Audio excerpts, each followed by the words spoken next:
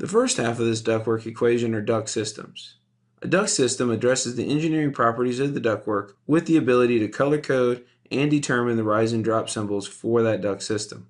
Revit comes with the common three air systems: supply air, return air, and exhaust air as default. And beyond these three systems, Revit allows you to create as many custom duct systems as needed for your project.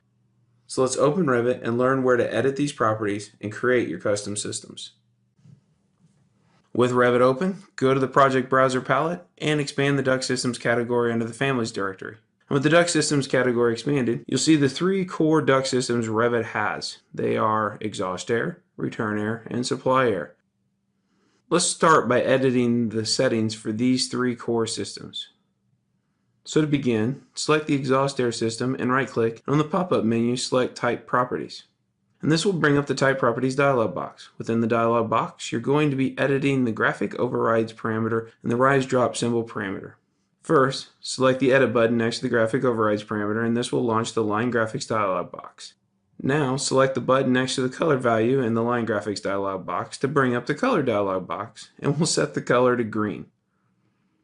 And then select the OK button in the Color dialog box, and this will hard code the exhaust air duct system to the color green.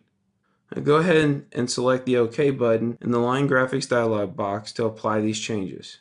And then select the Y value for the Rise Drop Symbol parameter to launch the Select Symbol dialog box. This is the symbol that will be displayed when you're looking at the rise or drop of the duct system in a plan. Now, the list that you see is a predetermined list that Revit has hard-coded within its program. Now, you can't add or delete from this list, and you can't edit this list. What you see is what you get. And for the exhaust air system, we'll leave it as the Y symbol. So select the OK button to close this dialog box. And with the type property set for the exhaust air duct system, select the OK button to close the dialog box and apply these changes to the exhaust air duct system. Now moving down the list to the return air duct system, we're going to make similar edits to this duct system. Again, select the return air duct system and right-click, and on the pop-up menu, select Type Properties. In the Type Properties dialog box, select the Edit button next to the Graphic Overrides parameter to bring up the Line Graphics dialog box, and here select the button next to the color value to launch the Color dialog box.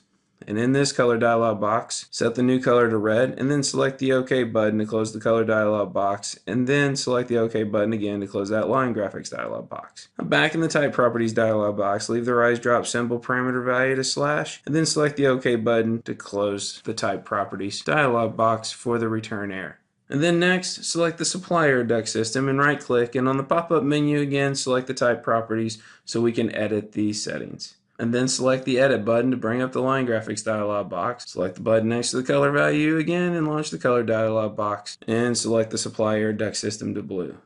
Select the OK button to close the Color dialog box, and select the OK button to close the Line Graphics dialog box. And in the Type Properties dialog box, leave the Rise Drop Symbol parameter value to cross, and then select the OK button.